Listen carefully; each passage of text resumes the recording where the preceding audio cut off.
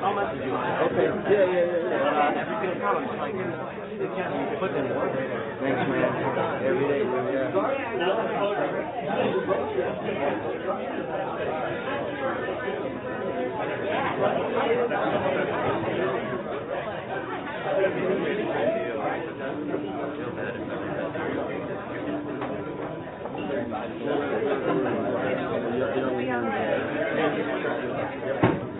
I got you.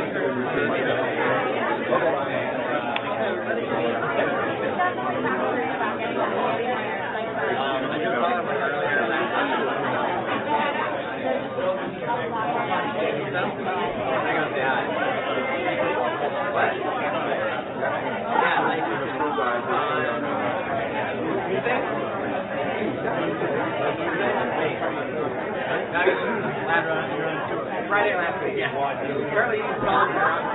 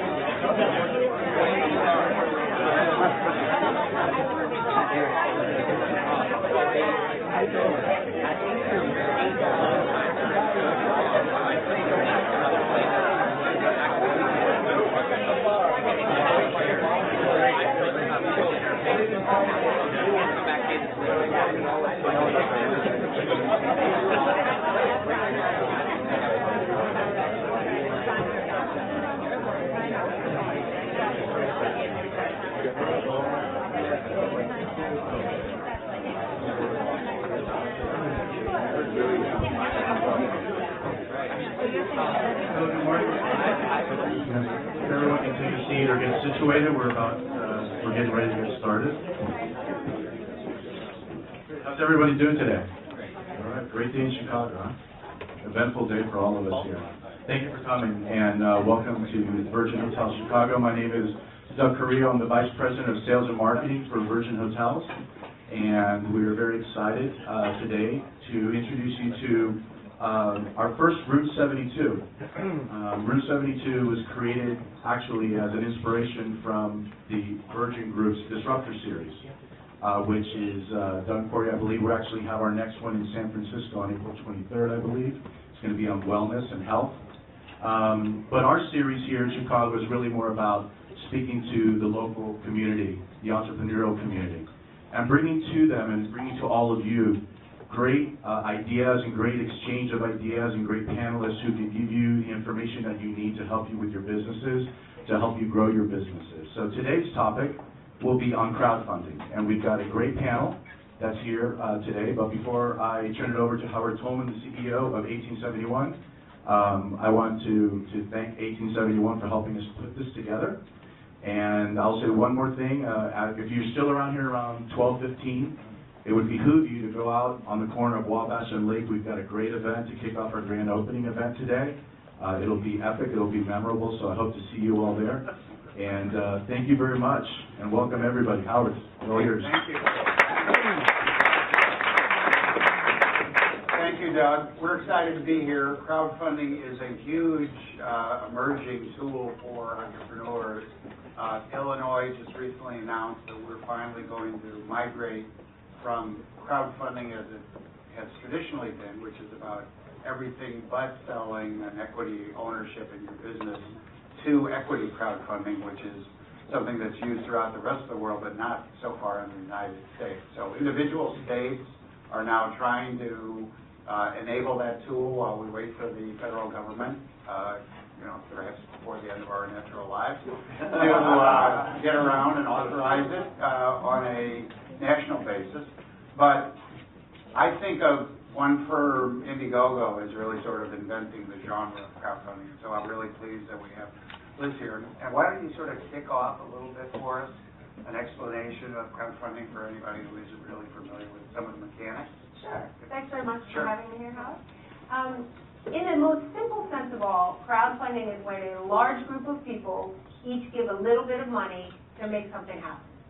So way back when the French gave us the Statue of Liberty, they didn't give us something to put it on. The people of New York ran ads in the paper to raise small amounts of money to build the base, or to have enough money to build the base for the Statue of Liberty so we could put it on there. So that's like one of the earliest examples of crowdfunding. Today, I think what crowdfunding is goes way beyond the money. It's market validation. It's connecting with your individual customers. It's testing pricing. It's trying new styles, new colors, different things that you might want to bring forward.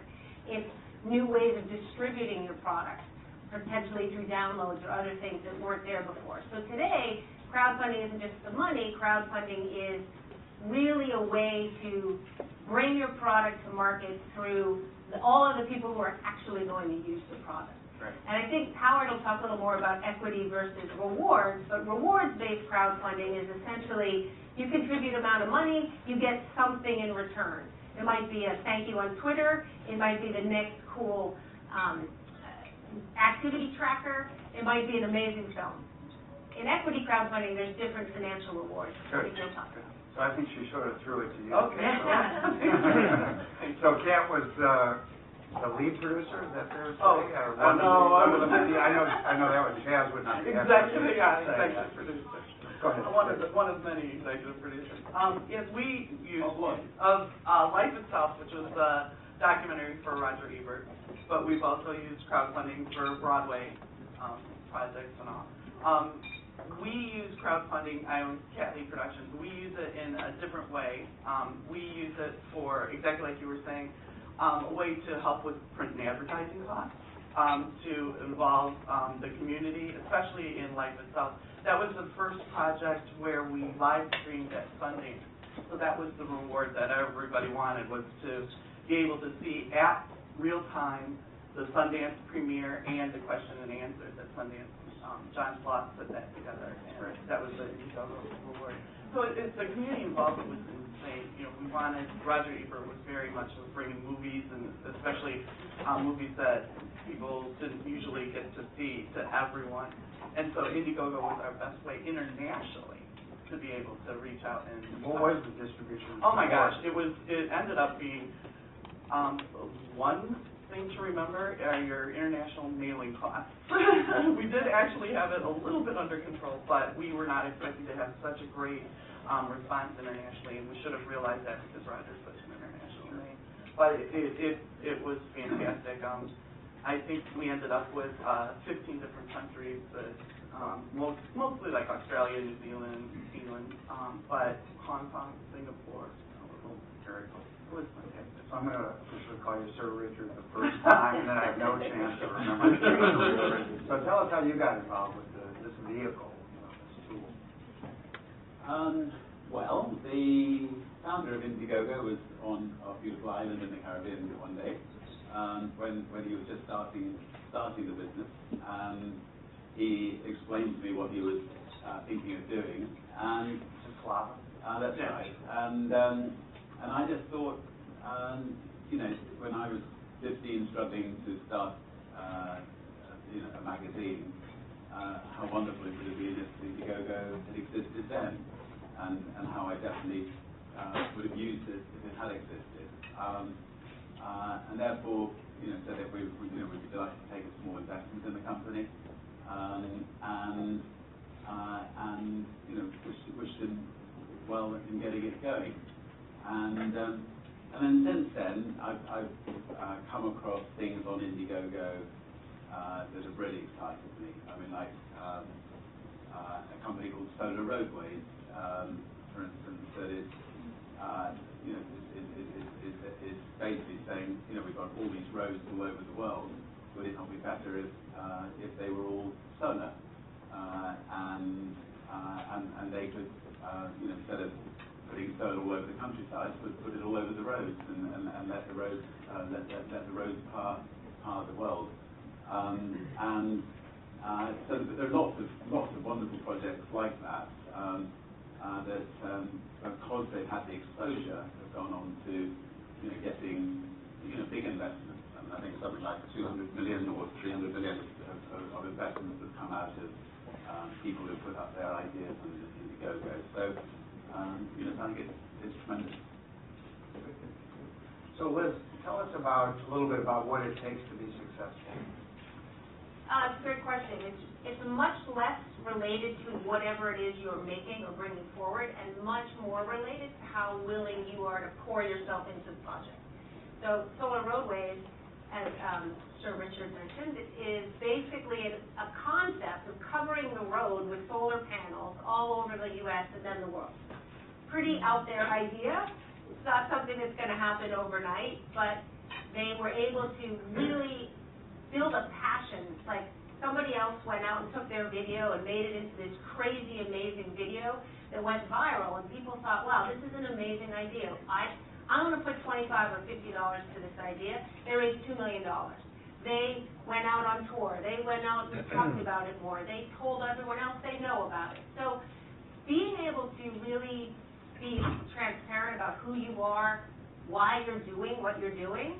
Of course you have to share. Of course you need a decent video. Of course you need to have something that people want in return. But it's much more about how committed you are to your idea and how willing you are as an entrepreneur to go all in with it and with your campaign. And that's how it gets shared, and that's how it goes viral, and that's how people become ultimately very successful and go on afterwards to raise. The 200 or 300 million just mentioned is after their Indiegogo projects. They've gone into the market and raised equity and from VCs and follow-on investment beyond the money they raised on Indiegogo. Solar Roadways raised $2 million just on Indiegogo. It's pretty amazing. Don't forget, too, that with Indiegogo, one of the differences, the reason that we chose Indiegogo for the Roger Ebert documentary is that they have a charitable arm aspect of it. And so what we found in our campaign was that our biggest donations were for that very reason. So that also is what helps too, is that you can bring in the charitable aspect. There's many people that are out there, especially when it's a reward aspect. Maybe they don't want the reward, but the thought that it's going to a good cause or an outreach program is also helpful. So we've had successful projects in 1871 that have been crowdfunded for products and things. I think Richard danced with one of the products last time. Last time we were sitting around the hotel. But the new idea that you'll be able to sell stock through this vehicle for your business and raise money is really a different and it's a game-changing idea. And I know that Virgin has done some work with providing financing for startups in London, but not so much yet in the U.S. Is this sort of going to open the doors to your sort of initiating those kinds of things in the U.S.? Absolutely, definitely. I mean, in the UK, Virgin Startup Loans is working with Crowdfunder, and as Crowdfunder put up projects, then Virgin Startup Loans will come behind them and help fund those projects, and then find mentors for people and so on. And I think laws need to be changed worldwide to enable investments to be taken through crowdfunding sources. There's going to be tears, and people are going to lose money, but they lose money in normal investments anyway. But it will unleash, it'll unleash literally billions and billions to be spent on great projects and not so great projects, and people just have to make sure, obviously, that the amount of money they invest is not going to bankrupt them if it doesn't work out. So that's one of the things that Illinois is doing, is they're capping the amounts that any individual can invest in any one company over a period of time. Right. That's a very modest amount for executives. Yeah. Well, I mean, they can start that way, and then I suspect they can get braver as time goes on. But that's a very sensible way, I think, it starts off. Well, this is sort of a crazy question, but I mean, my impression, how I've lived this, is there haven't been like millions of these really embarrassing frauds within the whole world of crowdfunding. I mean, I don't know what the overall experience has been, but it's been pretty remarkable that there haven't been a zillion scams. And I think that's really a tribute to how well the whole process has worked and how carefully vetted it's been. Well, I think there's a couple things. One is, if you are really going to the crowd is going to know way better than one or two individuals in a regulator's office, like reading through some things, right? The crowd is going to see and poke and uncover and look at everything you put out there. So that's one thing, because the crowd is really smarter than one or two people all the time. The second thing is, to really be successful in crowdfunding, you have to pour yourself and to every person you've ever met. You need to say to them, will you support my project? Will you support my project? Will you support my project? This is your friends, your family, your coworkers. Everyone you've met in your life, basically, you want to bring them into your project. These are the last people in the world you want to scam and defraud. I mean, you will have to go to an island somewhere or die yourself, because you will have no friends left. It's not the reason I like to die. So it is really, that is why you don't see. I mean, yes, people sometimes get a little bit too excited about how quickly they might be able to deliver, things like that, but it's never because the intent isn't to do so. And when it is something like that, it's very easy to find those people, and the crowd picks them out really quickly, so they just don't become the big project. So when I did my first play on Broadway, I actually did it because my mother tormenting me about, wanting to read the reviews in the New York Times. But, it's an interesting issue. Crowdfunding doesn't really give you anywhere near the kind of control on who turns up and who invests. So when you do a Broadway play or you do a movie, what do you do to try and make sure that the right kind of people, appropriate people, participate? In the crowdfunding? She just wants some money. I don't wait for the right My mum set up a estate agency in Norfolk, and she would interview everybody before they bought a house. And if she didn't approve of them, they weren't allowed to buy a house. She didn't approve of anybody. She closed down after a couple of years. Don't take the money, Mum. I was going to say, you know, we like to say that a true entrepreneur would borrow money from his grandma. No question. So, but go ahead. Like, you know, obviously for crowdfunding, we have Cat Lee Productions that invested in Ken Davenport, who was the first person to crowdfund a Broadway play. He crowdfunded Godspell. And I believe, you know, back then they had to do the Schedule A and everything, so it was a real mess. But, you know, you can't be selective in that aspect. The only way they were selective is that they were able to narrow it down to what state they would go into because of the laws and all. But for the film, obviously, especially for our Indiegogo campaign, as you said, you're absolutely policed. And we were already having backlash. You know, Mark Scorsese was one of our executive producers, and they were saying, you don't need money. We kept trying to explain that this was a community outreach. We were actually offering you something you could never get before, you know, that's why we kept our goal as $150,000. So if everybody, you understand how much a film costs. So the fact that our goal was $150,000, we thought would make the media understand. Eventually they got it. They realized this was a community building exercise and a way to bring something to the public that had never been done before, let them be part of it. So you don't want to pick and choose then. That's the whole point. You know, people are trolling these sites, and especially with equity, everybody's all waiting to troll for that.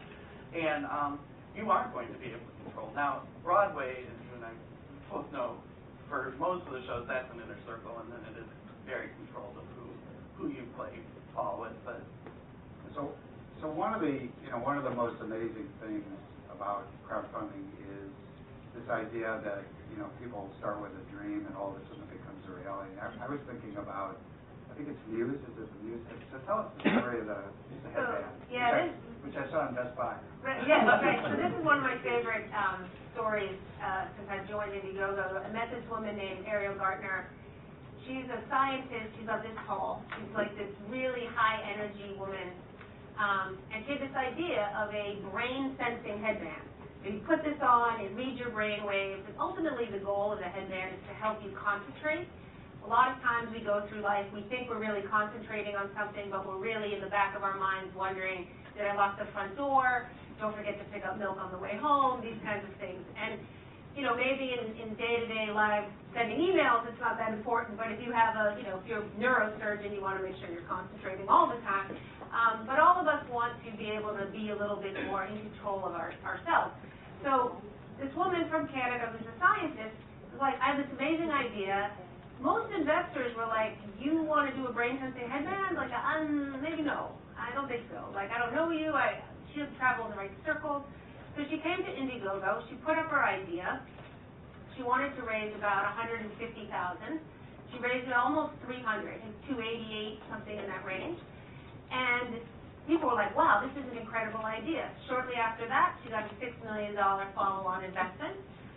We come to CES this year, the Consumer Electronics Show in Las Vegas. She has a booth the size of this room. When I met her, her booth was the size of this booth. She had a little table, like a cocktail table, with one on it. Now she had a thing like this, a huge room, and she's in Best Buy. So she's not she, but the product. Right? So it was really an amazing story of how she went on Indiegogo, and there was all of a sudden market validation. People were able to say, wow, there's a large group of people out there, something like 1,600 people funded her campaign. If that many people are interested in this, just at this scale, imagine what it could be. And she went on from there. And I think that's the real beauty of crowdfunding. And on Indiegogo, everything is welcome. Every kind of project, nonprofit, for-profit, as crazy an idea of covering the roads with solar powers, we're putting on a brain-sensing headband. So, talking about nonprofit, what do you see this presents as a new kind of tool for charities in a much broader sense? Well, I think it's already helping charities enormously, and I think everything that applies to business applies to charities. So And you can use it to get knowledge out about the charity, and you can use it to get financial support for the charity. So I think and I suspect you can get even greater traction than for a business. One of the things that for our campaign, one of our biggest things was for the Rehabilitation Institute of Chicago. A anonymous donor actually bought that perk, donated it to the RIC. They were able to have Steve James and people in Chaz come to their event and show the film, and then do that as a fundraiser. So it was like a double fundraiser that just kept going, and that's where I thought that Indiegogo was just a fabulous thing. You mentioned international and the reach, and I think one of the things about a totally open global platform is you attract people from all over the world. There was a project called Eye Cancer, a research group doing studies on the kind of cancer that killed Steve Jobs, and they were out of the UK. And a guy reading something online who lives in Arizona was like, this is an amazing project, and he sent them $1 million. Like, he wouldn't even have known about it if it hadn't been for coming across his screen, right? So that kind of reach is incredible. Okay, what are you talking about? Boring. That is the legal term for it. Only if you correct it. Oh, boy. Well, who in the audience uses crowdsourcing? Who's funded something? Who funded something? What have you funded? I funded a food museum from Chicago. Really? Oh, Oh, great. That was my project. And I went to Italy yesterday for fantastic. Are you going to compete with them? Or? Not compete. We're not-profit. You're not profit. We're UK more than that. Okay. Restaurant. Oh, brilliant. But, have you been up on Indiegogo yet?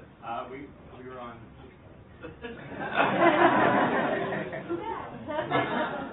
You know what? Repeat campaigners, people who come back a second time, do better, talk to Kate. So let's, why don't we... Anybody else? Did anyone fund the Flow Hive campaign that's running right now? Does anyone know about this campaign? It's for honeybees. It's like an amazing project. Yes. Yes, in what was it, less than a week, they had a couple of $1 million. They're at 10.8 out of the 700,000 or something similar. So it's a beehive about this big. This is a father-son team that's been working on this for 20 years out of Australia. Talk about a passion, pouring your passion into something. They came up with an idea for a beehive about this big that you put in your backyard, and you don't need to wear a whole suit. You've got these little panels that pop out. You put them in, and the bees start to make honey the way they normally would. And then the panel shifts, and it lets the honey drip down, and you take a jar, you pour a tap. It's like a keg, except it's honey, and it could be a good mix with anyone in the brewery industry. So it's like honey on tap in your backyard. It's about a $600 item, and they have raised $10.8 million in the last something like 45 days or so. Wow. On You too could have done that on the Perfect. But I mean, 230 countries. They have orders from 230 countries globally. This is, it's an amazing product, and people really want to save the bees. It's something people are very passionate about, to bring the bees back. So I was wondering if anyone had funded that. So, let's open it to questions. Anybody in the audience have a question? And I know we also are sort of sourcing some questions from online. You can actually also give statements. You don't have to give questions. Yeah, we would like to learn from you as well. All right, do we have any from online? Who is? Oh, this is the first time we've asked an audience who does not have a question. We do have a question. Hang on, we got two coming. Here's one. Yeah, it's part question, part statement, but with a nonprofit as an example, it seems like Indiegogo and others is a great platform for just the exposure that projects need to go forward. We did a crowdfunding campaign for a project that needed a lot of support from elected officials around town, and they weren't sure if the public would support our project. And when we hit our goal in 36 hours on the platform, they said, holy cow, this thing has actually got legs, we need to get behind it as well. What was the project? Oh, boy, it's tough. So this is a floating island off of Navy Pier. Beautiful, it looks great. Necker Island of Chicago. Here, I hope it's going to see it up, so everybody can see it. Coming soon on Indiegogo. Okay, thank you for your question. Can I ask you a question? I'm a tea addict. Can I have a tea? Thank you. Coming with the mic. Thank you. Hi, my name's Euler, and I'm the founder of a company called Vested World. And what we're doing is setting up an online crowdfunding platform that will allow qualified investors to invest in companies based in emerging markets, starting with sub-Saharan Africa. One of the biggest things we hear as we talk to potential investors is concerns about the risk of these emerging markets. I'd love to hear your thoughts on things we can do to try to ease investors' concern about the risk involved with investing in these emerging markets. I mean, yeah, I'll just pass it to you straight away. But I would just say that emerging markets are growing much quicker than established markets, and the continent of Africa is growing at nearly 6% a year. And people would be mad not to invest in emerging markets. And as always, just take a percentage of the amount of money you invest and spread it around. And if you haven't got 10% of your money in emerging markets, you're not going to. Well, A, it's the right thing to do, and B, you'll get likely to get better returns. But as always, you want to watch out for charlatans, like there are charlatans in America as much as there are charlatans in Africa. But I think in emerging markets, people will be very appreciative of your money. They work hard, and the returns can be fantastic at the moment. So basically, you're a conduit then, you're trying to set up a portal so that people will, that you'll actually run the platform, is my understanding. So we're looking at ourselves more as a venture fund without a fund. Okay, so you're what we call it, a portal. Platform. Platform conduit, depending on which team you're on. But one of the things to remember is transparency. If you don't have transparency, hopefully people won't be investing in you. But emerging markets, like Richard said, obviously anyone that's a VC, that's what they're looking for. I mean, you realize you want to get in on the ground floor. So that should not be an issue for you. What the issue is how above board you are, the people that you choose to work with, make sure they're all vetted and that you don't have any skeletons that are going to come out and affect you. Because, as Liz pointed out, everybody else pointed out, this is crowdfunding. Because it is the crowd, it will come out, whether it's in the media, whether the popular, just throughout the internet and social media. So if you have something, if you have, your CEO is a crook, they'll know.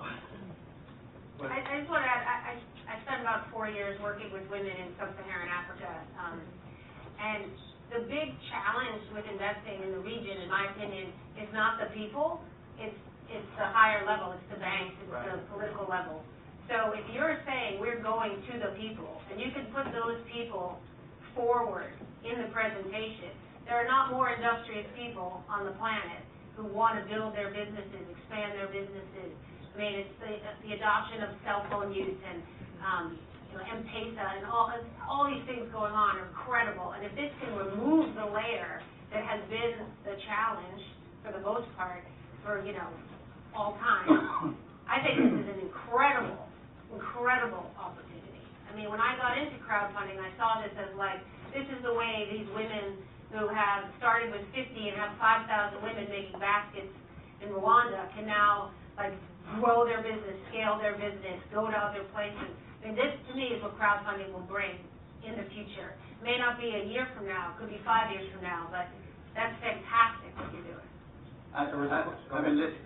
Just listening, suddenly you really think that crowdsourcing could absolutely transform the world. I mean, with what you're doing, with what others are doing, if you can get those billions and billions and billions being invested in little startups all over the world, it really could transform the world. It's really peer to peer too. Exactly. There's no institutional layer. Yeah. You had a question, And, Brendan? and the banks and people maybe they have to worry about Hey, good morning.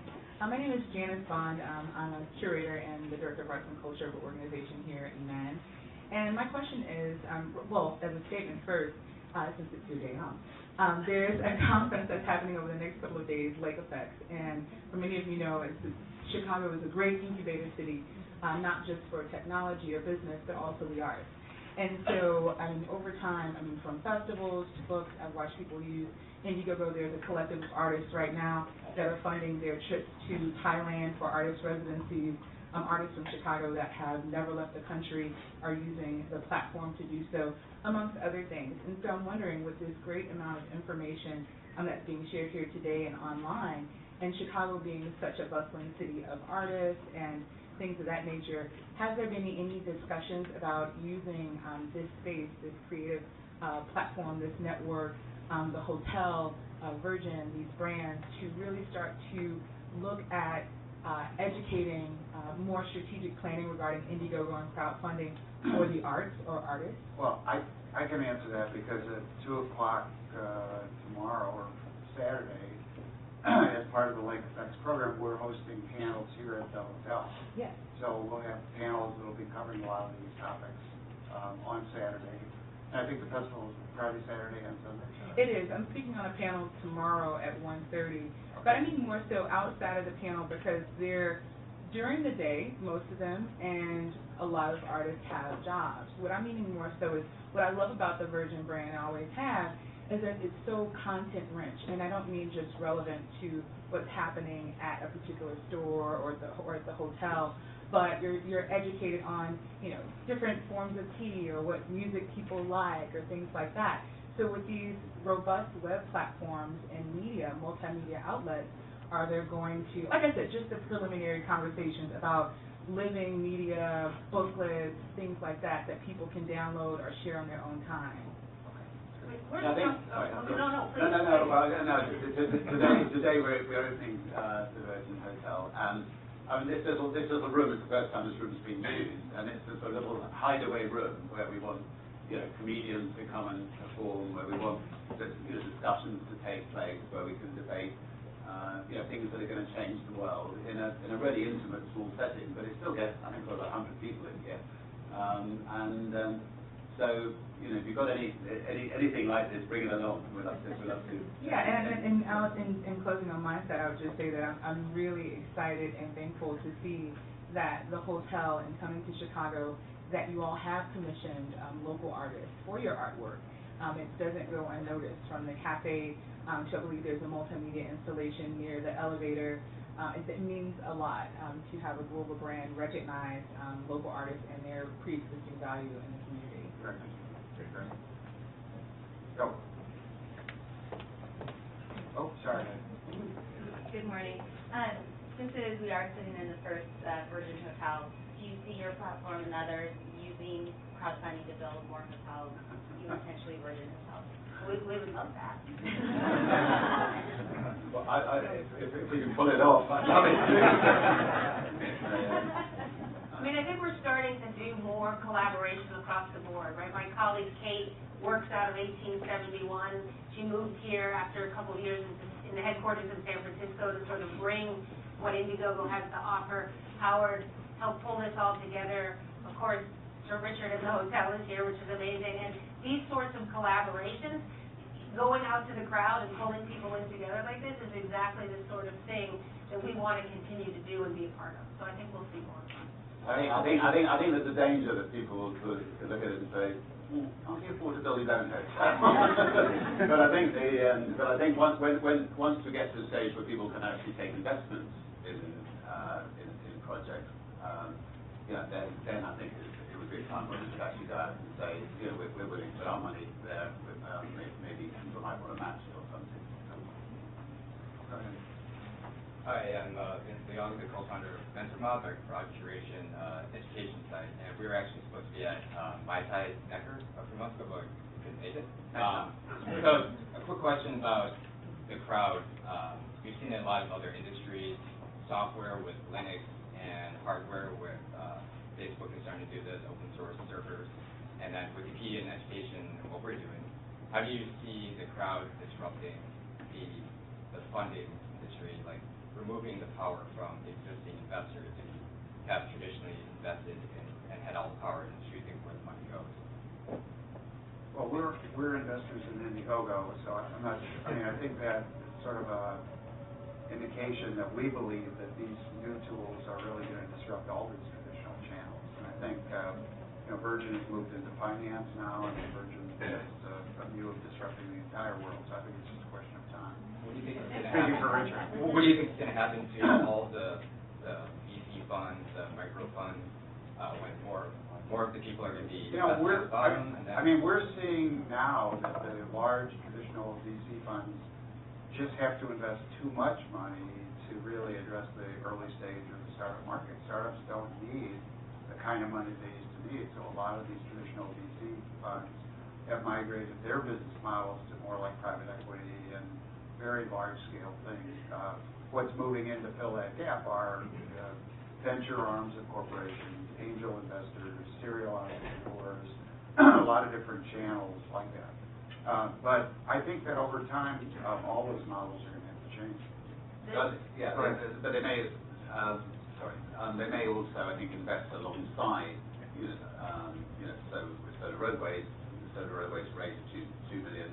I'm sure that on top of that, they would have raised, I don't know, another $8 million or so from outside investors.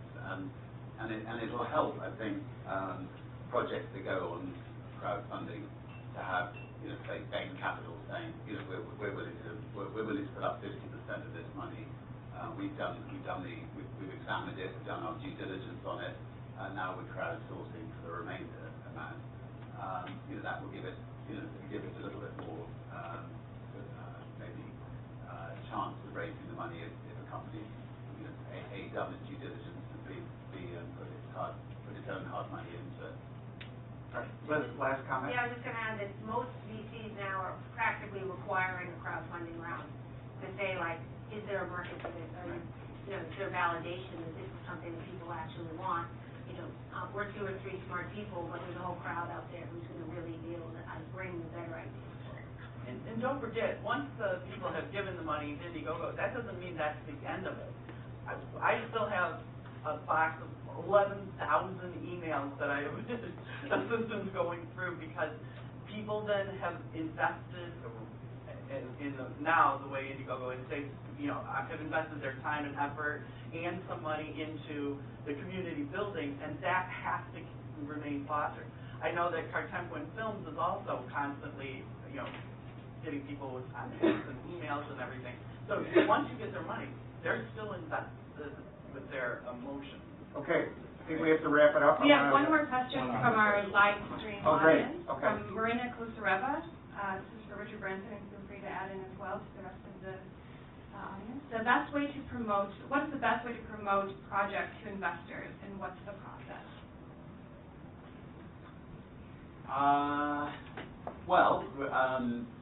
I think obviously one way is to crowdsource a project and get it out that way. Hot air balloons. The other way is to try to kill yourself and fly around the world in hot air balloons, boats, whatever. I think you want to make sure that your project stands out from the crowd, that it's worthwhile. There's something really special in the first place, and if you've got that, then hopefully the project will sell itself. But then you've got to try to stand out from the crowd to make sure that people know it exists. Media attention. Tell them good luck. Media attention, especially PR and folks. All right, well, I want to thank Virgin and Sir Richard and Liz and Kat and Doug and Dina and everybody who helped us put this on. I hope it's been worthwhile and enjoyable, and we intend to have a series of these programs, and you'll hear about it, and we are just excited to join the grand opening tonight. It's fabulous to have all of you here, and I just think it's been a great morning and a great way to kick off the opening of those. Thank you.